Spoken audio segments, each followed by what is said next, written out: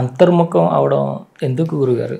ఇప్పుడు ఈ రోజంతా నేను ఇక్కడ ఉండాలనుకోండి, ఈ రూమ్ నాకు కేటాయించారు, మీరు నేను ఉంటున్నాం, కుర్చీలో కూర్చుంటాం, కాసేపు తర్వాత అలసిపోయి ఇక్కడ పండుకుంటాం, బయట నుంచి తెప్పించుకొని తింటాం కదా. ఆ రకంగా ఇప్పుడు మీరు ఒకప్పుడు చిన్న పిల్లోడు కదా, ఒకప్పుడు మీరు ఇంత ఉన్నారు, లేదా తల్లి గర్భంలో ఉన్నారు, మీరు ఏమన్నా అనుకున్నారా నేను పెరగాల, 2 చేతులు రావాలా, 2 కాళ్ళు కావాలా? అనుకోకుండానే జరిగింది కదా. లేదంటే తల్లి గర్భంలో ఉంది కాబట్టి తల్లి ఏమన్నా తయారు చేసిందా? జరిగింది కదా. బయటకు వచ్చినాము, తర్వాత ఈరోజు చూస్తే మీరు ఇంత పెరిగారు, నేను ఇంత పెరిగాం కదా. మనం ఏమన్నా ట్రై చేసినామా దీనికి? ఆటోమేటిక్గా జరిగింది కదా. మన ప్రయత్నం లేకుండానే జరిగింది కదా. మన ప్రయత్నం ఏంది? చిన్నప్పుడు తల్లి పాలిచ్చింది, తర్వాత తండ్రి తీసుకొచ్చి భోజనం పెట్టాడు, అంతే కదా సార్. అవును. తల్లిదండ్రులు లేని వాళ్లకు మీరు అన్నట్టు ఏదో రకంగా, ఇప్పుడు కుక్కలు మనం దగ్గర పెట్టుకున్నాం కాబట్టి భోజనం పెడుతున్నాం, అదే అట్లా వదిలిపెడితే అవి పాటికి బతుకుతాయి, పోయే రోజు పోతాయి. అదే విధంగానే మనకు తల్లిదండ్రులు ఉన్నారు కాబట్టి మనం ఇట్లా అనుకుంటాం, పెట్టారు కాబట్టి పెరిగాం. భోజనం నీళ్ళు లేకుండా బతకలేం కాబట్టి దానికంటే ముందు శ్వాస ఏముంది? డబ్బులు లేకుండా ఫ్రీగా ఎక్కడ పోయినా దొరుకుతుంది, అవునా కాదా సార్? అదే విధంగానే ఎప్పుడైతే ఆలోచన రహిత స్థితి వస్తుందో, ప్రయత్నం లేకుండానే ఆ ప్రొసీజర్ అనేది అది ఆటోమేటిక్గా అంతర్ముఖమైపోతుంది. అంతర్ముఖమవుతుందనే దానికి నేను విన్న ఇంకొక ఎగ్జాంపుల్ చెబుతున్నా. ఈ కళ్ళతో చూస్తాం కదా, ఈ కళ్ళు మూసుకుంటూ కూడా ఇంకొక దాన్ని ఏమో చెప్పలేం కానీ దాంతో చూడటం మొదలు పెడతాం. చెప్పండి అదేంటో. ఇంకోటి దేంతో? అదే సార్, మీరు థర్డ్ ఐ అంటున్నారు కదా, అది ఈ కళ్ళు మూసుకుంటే కంటే కూడా ఈ కళ్ళు మూసుకున్న తర్వాత దాంతో చూసే దృష్టి ఇంకా గొప్పగా ఉంటుంది. ఇప్పుడు మీరు నన్ను చూస్తున్నారు కదా, నేనేమన్నా కళ్ళద్దాలు పెట్టుకున్నానా? చెప్పండి. అవునానండి. అవునండి, అవును. ఈ షర్టు పేరేంటి? కలర్ ఏంటి? బ్లూ. ఇది వైట్. దీనికి కనీసం 100 స్పష్టంగా చూడటం మొదలు పెడతారు. అంతర్ముఖం అనే దానికి ఇంకొక నిర్వచనం. ఈ చెవులతో కొన్ని శబ్దాలు వింటాం కదా, ఈ చెవులతో కూడా విన్నటువంటి శబ్దాలు కొన్ని ఉన్నాయని మనకు తెలుసు కదా. ఏదో అల్ట్రాసౌండ్ ఏదో చెప్పారు, నాకు తెలియదు. అటు చెవులతో వినలేనటువంటి కొన్ని శబ్దాలు వింటాం. దీనికి ఒక స్పర్శ ఉంది కదా, ఈ స్పర్శతో కాకుండా ఇంకా వేరే రకమైన స్పర్శలు మనకు లభిస్తాయి.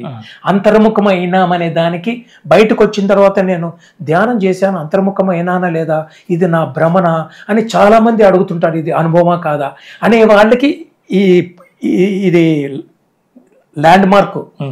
ఇట్లా జరిగితే ల్యాండ్ మార్క్ అంటే ముక్కు ఉంది, అన్ని వాసనలు చూస్తుంటాం. అంతర్ముఖమే అంటే థాట్లెస్ స్టేట్ అయిన తర్వాత ఆటోమేటిక్గా అంతర్ముఖం అంటున్నాను నేను. ఎవరు సృజించారో తెలియదు, అయి తీరుతుంది. ఎందుకు కావాలనే లేదు, అట్లా అవుతుంది. ఎందుకు మీరు పెరిగారని నేను అడిగితే మీరేం చెప్తారు? తల్లిదండ్రులు, గాలి, నీరు, తిండి, ఇంకా కొన్ని, అంతే కదా సార్. అవును. ఇంగ్లీష్ మాట్లాడుతున్నాను, ఏదో కొంచెం చదువుకున్నానేమో, ఇంగ్లీష్ వస్తుంది. అట్లనే అంటే ప్రమేయం లేకుండా అది చదువుకునేది ప్రయత్నం. ఇది ప్రమేయం లేకుండానే ఎట్లా జరుగుతుందో, ఆలోచన రహిత స్థితి వస్తే దాని ఆటోమేటిక్ మెకానిజం అంటే అంతర్ముఖం కావటం. అంతర్ముఖమే ఎట్లా కనుక్కున్నామంటే, ఈ మొక్కుకి ఎన్నో సెంట్లు, ఎన్నో పూల వాసనలు చూసినాం కదా, అటువంటివి ఏం లేకుండా అత్యుత్తమమైనటువంటి నిర్వచనం చేయలేనటువంటి మంచి పరిమళాలు తగలటం మొదలు పెడుతుంది మొక్కుకి. జన్మలో వాడు ఇది కదా పరిమళము అని వాడు తెలుసు. ఇంతవరకు నేను చూసిన పూలు అవి ఇవి సెంట్లు కాదు, ఇది పరిమళం అని తెలుసుకుంటాడు. అంతర్ముఖమైనాడు అనే దానికి ఎట్లా చెక్ చేసుకోవాలా, ప్రతి అనుభవానికి చెక్ ఉందని చెప్పి చెక్ వెరిఫై చేసుకోవడానికి ఉందని పత్రి సార్ చెప్పినారు సార్. ఈ చెవులకు ఈ శబ్దాలు వినపడుతున్నాయి, ఆ తర్వాత వీణ శబ్దం వినపడుతుంది, తబలా శబ్దం వినపడుతుంది, ఫ్లూట్ శబ్దం వినపడుతుంది, ఇట్లాంటివి ఎన్నో రకాలు వినపడతాయి. అంతకంటే ముందు ఓంకారం అనేది వినపడుతూ ఉంటుంది. వీడు అప్పుడప్పుడే అంతర్ముఖమైనాడు కదా, తెలిసి అంతా చూస్తాడు. ఎక్కడెక్కడ ఓంకారం ఏమన్నా ఎవరైనా పెట్టినారా, గుళ్ళల్లో పెట్టినారా అని చూస్తాడు. ఎక్కడ ఉండదు. మరి కళ్ళు మూసుకునేటప్పుడు వీడికి అలవాటైంది కదా, దశాంగులాలు ప్రాక్టీస్, ఓన్లీ ప్రాక్టీస్ అయిన ప్రాక్టీస్ కూడా అనడానికి లేదు. ఇప్పుడు నేనున్నాను ఎదవని 30-45 ఏళ్ళు, 30+15 ఇయర్స్ దీనిలోకి రావడానికి ముందు నాకు వచ్చిందా లేదు. కానీ ఆ రకమైనటువంటి సాధన అనేది కూడా నేను ఒప్పుకోను సార్. సహజంగా ఆ స్థితికి వచ్చేస్తాడు. న్యూటన్ సారు కూర్చున్న 3వ రోజు నుంచి 10 సెకండ్లలో ఆలోచన రహిత స్థితి అంటే, పాల్ సార్ కూర్చున్న మొదటి రోజులోనే మొదటి గంటలోనే థర్డ్ ఐ ఓపెన్ అయిపోయింది. 1989 జూలై 9 ఓపెన్ అయిపోయింది. వారి మాటల్లో నాకు చెప్పటం, ఆయన కర్నూల్లో ప్రకాష్ నగర్ దగ్గర ఉండేవారు. ఎవరు? Paul sir.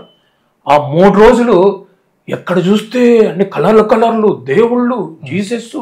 ఆయన బై బర్త్ క్రిస్టియానిటీలో ఉన్నాడు కాబట్టి దేవుడు. ఆయన పుట్టింది అక్కడే కానీ బ్రహ్మజ్ఞానంతో ఎప్పుడో బ్రాహ్మణుడు అయిపోయినాడు. కనపడటం, వాళ్ళు వచ్చి మాట్లాడటం, ఇట్లా మీరు చెప్పినట్ల మాటలు చెప్పటం, అరే ఆ అర్ధ గంటలో స్పీడ్ పోద్దు, అట్లా పోతే యాక్సిడెంట్ అవుతుందంటే అట్లే పోవటం, కింద పడటము, వాళ్ళు వచ్చి మరి మందలించటము, నీకు దెబ్బలు తగలకుండా ఉండడానికి మాకు ఇదే పని, నాకు వేరే పని లేదా, అట్లా 10లు 100లు అనుభవాలు. ఈ మాటలు ఎప్పుడు చెప్పారు? 94లో చెప్పినారు పాల్ సారు. ఆ మాటలు చెప్పేటప్పుడు ఆయన మొహం ఏమో సీరియస్గా ఉంది, ఆయన కళ్ళల్లో నుంచి ఒకటే రకమైన కన్నీళ్ళు. అంటే ఆయన ఆ బ్లిస్ అంటారు చూడండి, తురియ స్థితి ఏదో అంటారు చూడండి, ఆ స్థితిలో ఉండి, ఆ స్థితి ఆయన కాదు నాకు కూడా కలిగేటట్లా చేసినారు. అంతవరకు సంతోషం ఆనందం అనేది విన్నాం కదా, ఇది కదా సంతోషం ఆనందం అంటే, బ్లిస్ తురియము అనేది నాకు ఆయన పక్కన ఉండటం మూలం అట్ట కూడా జరుగుతుందా అని ప్రశ్నించారు. అటువంటి దానికి ఎదవకు కూడా సజ్జన సాంగత్యం చేస్తే అంత గొప్పగా ఉంటుందనే దానికి చెప్పడానికి మరి నేను ఒక చిన్న ఉదాహరణ. ఆ తర్వాత ఆయన కంట్రోల్లోకి వచ్చింది. ఎప్పుడు కావాలంటే అప్పుడు చూడటం, ఎప్పుడు లేదంటే లేదు. మన గ్రూపులో ఆరా చూసేటువంటి మహాద్రష్టులో ఫస్ట్ మెంబర్ వచ్చి పాల్ సారు. ఒక సెకండ్ని 10,000 భాగాలు చేస్తే 1/10,000th భాగంలో ఆరా చూసి జన్మలు గిన్మలు రోగాలు ఏమేమి ఉన్నాయి అన్ని చెప్పేస్తాడు ఆయన. నీకెట్లా తెలుసు శర్మ అని మీరు అడగచ్చు. 1000 సార్లు విని హాస్పిటల్లో పోయి చెప్పి తర్వాత కేస్ షీట్ చూస్తే అంత సేమ్ అదే. ఒకసారి యుగంధర్ సార్ ఉన్నప్పుడు పోయినా, అది చూసి బయటకు వచ్చినారు. ఆయన విషయం ఏంటంటే పాల్ సార్ మొహంలో కొన్ని ఎమోషన్స్ అన్న కనబడతాయి.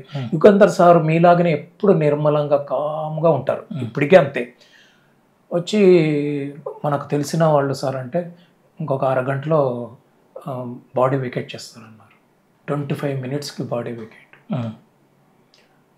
ఆ రోజు రాత్రి మరి అందరం కలుసుకున్నప్పుడు యుగంధర్ సార్ దగ్గరికి మీకు ఎట్లా తెలుసు సార్ అంటే, థర్డ్ ఐలు ఉన్నాయి అన్నీ ఉన్నాయని తెలిసిన నాకంటూ ఒక కుస్సు, దాన్ని ఏమంటారు, ఒక ఉంటుంది కదా, ఒక ఉత్సుకత ఉంటుంది కదా.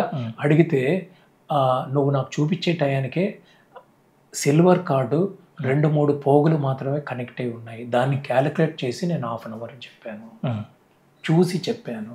ఏదో జన్మలో పుణ్యం చేసుకున్నాను సార్, ఇటువంటి సజ్జనులైనటువంటి నాకు గురుదేవులు దొరికినారు. ప్రతిసారి ఎప్పుడో ఒకసారి వచ్చేవారు, నెలకి 2 రోజులు 3 రోజులు బుద్ధా పిరమిడ్కి తిరిగేవారు కదా ఆయన. వీళ్ళందరూ బట్టి ఇట్లా మీకు ఇంకొక చిన్న మాట చెప్పమంటారు. వారి పేరు ద్వారకనాథ్. వారు స్వయంగా పత్రి మేడంకు తమ్ముడు. ఆ సంతానంలో ఆయనే ఆఖరి వారంట. నేను చెప్పాను చూడండి, జ్ఞాన ప్రకాష్ అనే మా సీనియర్, ఆ వారి తండ్రి ఎన్జి సౌరి, వారు ఒకరోజు చనిపోయారు.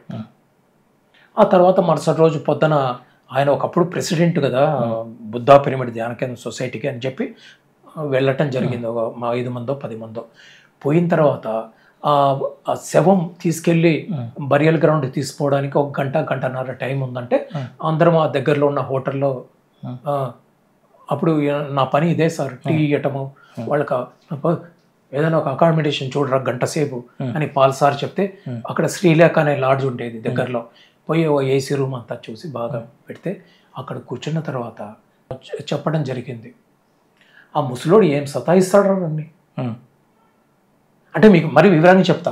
ముసలోడు ఎంత సతాయిస్తాడు రా, నిన్న బాడీ వికెట్ చేసినాడు కదా సాయంకాలము, తీసుకెళ్ళి 30-second ప్లేన్లో పెడతానంటే ఉండడంటాడే, నేను బాగా హాయిగా ఆరోగ్యంగా అయిపోయినాను, నేను ఇంకా నా పనులు చేసుకోవాలా, నేను స్కూల్ పోవాలంటాడు.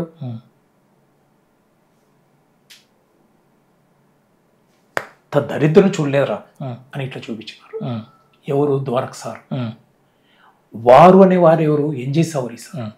అంతకుముందు రోజు రాత్రి సాయంకాలము 6 o'clock ప్రాంతంలో శరీరం అంటే ఆయన బాడీ వికెట్ చేశారు, సిల్వర్ కార్డ్ కట్ అయింది.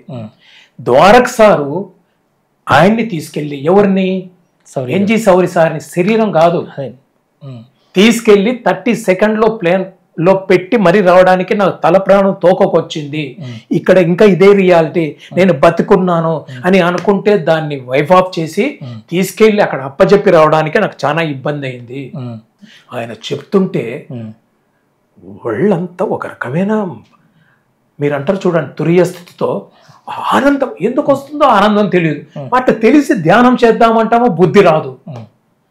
ఒకవేళ పొరపాటున కూర్చున్న 2 నిమిషంకో లేచిపోతాను, నాకు ఇష్టం ఉండదు. ఇటువంటి అనుభవాలు అయిందా? పోయినాడు చేసినాడు అనే దానికి రుజువు ఏంటి శర్మ అని మీరు అడగచ్చు నన్ను. దాన్ని నాకు ప్రత్యక్షంగా చూపించారు ఎవరు? Paul sir. ఎప్పుడు? వాళ్ళ అమ్మగారు చనిపోయినప్పుడు. చనిపోవడానికి 15 నిమిషాల ముందు మరుసటి రోజు ఖననం చేసేంత వరకు నన్ను పక్కనే కూర్చోబెట్టు. పత్రిసారి చెప్పినాడు, పాల్ని వదిలిపోవద్దు, వాడికి ధైర్యం చెప్పు అని ఆయన చెప్పిన మాట. ఆయన అర్థం వేరే అనేది తర్వాత అర్థమైంది ఎప్పుడు?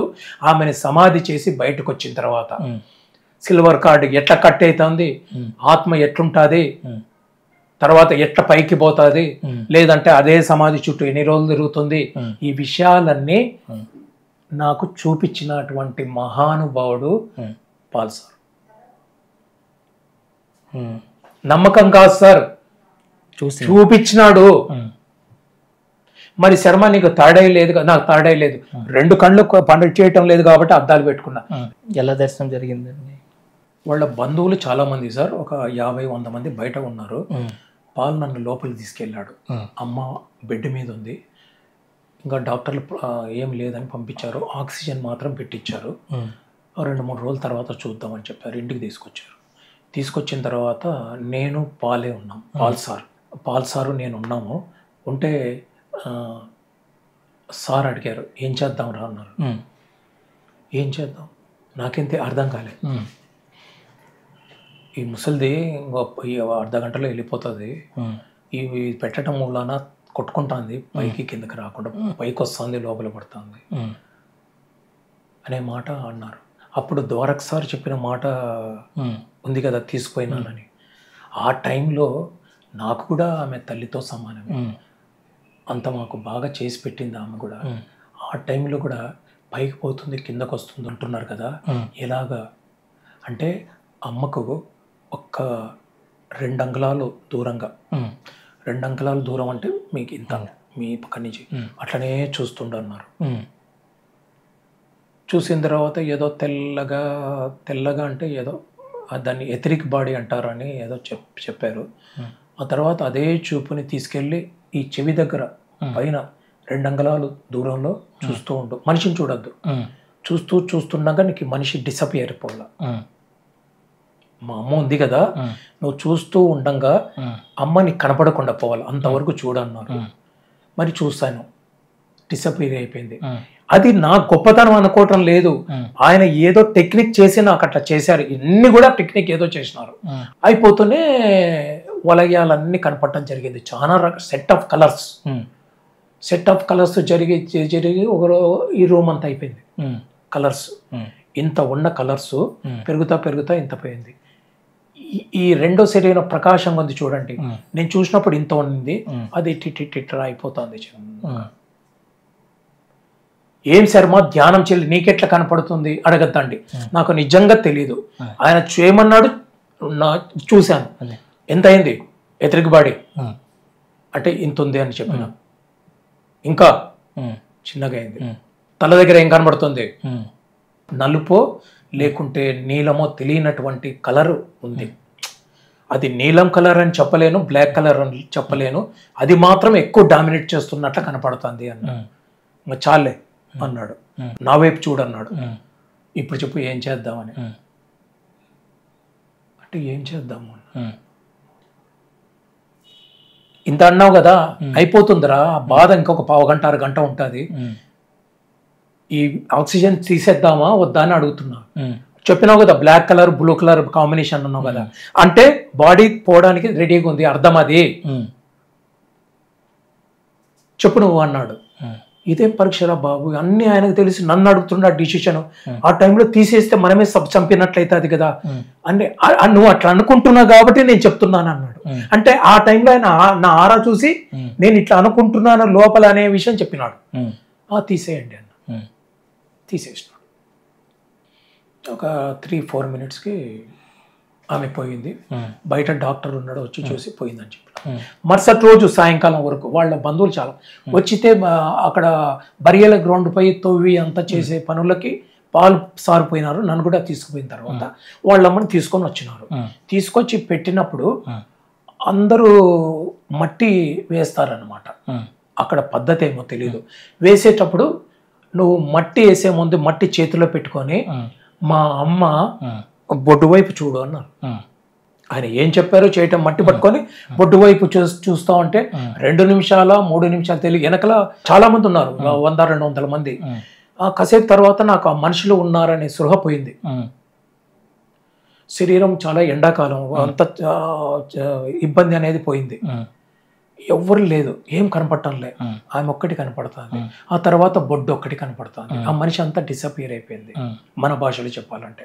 అప్పుడు ఆ వెండి తీగ ఏదో అంటారు చూడండి, ఇట్లా పైకి ఇట్లా కట్ అయినట్లా అయిపోయింది. కింద చూసి చాలే, ఇప్పుడు కొంచెం పైకి చూడు అన్నారు. ఒక 7 అడుగులు 9 అడుగులు ఇట్లా చూసిన. ఏం కనపడుతుందంటే చెట్టు ఆకులు కనపడుతున్నాయి అన్నాడు. ఇట్లా కొట్టినాడు. ఎదవా చూడట్లే, అక్కడ చెట్లు ఉన్నాయి సార్, ఆకులు కనపడుతున్నాయి. అట్లే చూసేటప్పటికి 3 నిమిషాలు అయిందో మరి 5 నిమిషాలు అయిందో ఆమె సంతోషమైన దాంతో టాటా చెప్పేసి, ఆ చెప్పేది పాల్ సార్ కూడా చూస్తున్నాడు, చెప్పి ఆమె డిసపియర్ అయిపోయింది. అంటే కనపడకుండా పోయింది. ఇప్పుడు మట్టి అన్నాడు. అది జరిగిన విషయం. ఆమె మరి ఎక్కడికి పోయింది ఏమి ఇంకా నాకు తర్వాత చెప్పలేదు. అంటే నాకు చెప్పటం అనేది ఉండదు సార్, చూపించటం అనేది నాకు చేస్తూ వచ్చారు మా సీనియర్స్, పత్రి సార్ కూడా.